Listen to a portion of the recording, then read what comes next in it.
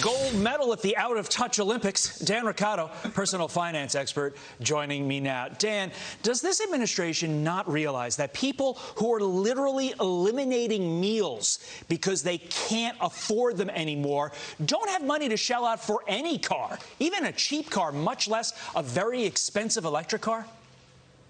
If you could find a car on the lot. Hi, Todd. How are you? It's good to be back. I think the secretary's a really bright guy, but maybe math isn't the strong suit here, because think about this. The lowest priced Tesla, for example, is about 50 grand. Let's say you put 10% down, Todd, and you finance that over 5 years at 5%. Your payment monthly, $831.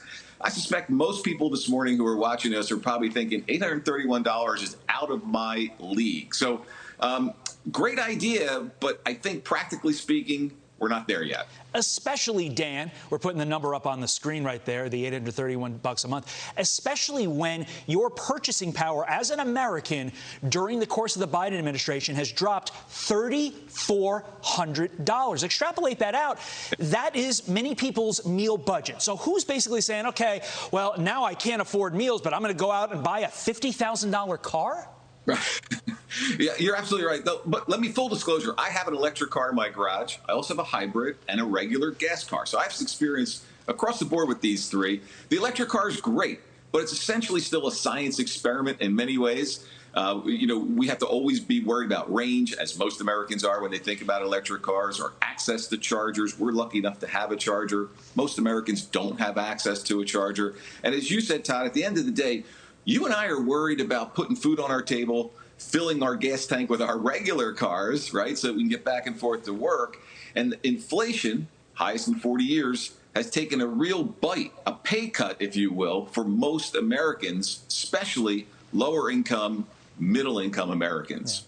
The Biden administration has frequently said the quiet part out loud on this, that the high gas prices that we are all saying is an intentional push toward electric energy, toward electric vehicles and the like. Do they not realize that electricity is made by coal by and large, and that is polluting the environment when we have some of the cleanest gas and oil right underneath our terra firma?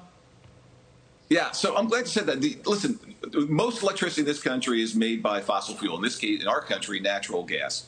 The fairy godmother doesn't deliver electrons to the wall outlet, right? That's manufactured. That electricity is manufactured, produced, and delivered to us. And mostly, as you said, still in the form of fossil fuels. But here's the bottom line.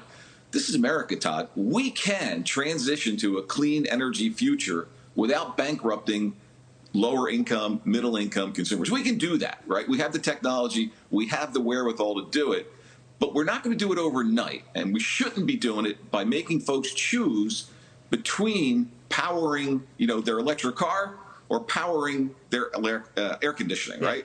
That's a bad choice. We can do both. It makes no sense, Dan. It makes no sense. It's frustrating. It's mind-numbing. Dan Roccato, thank you, sir. We appreciate it.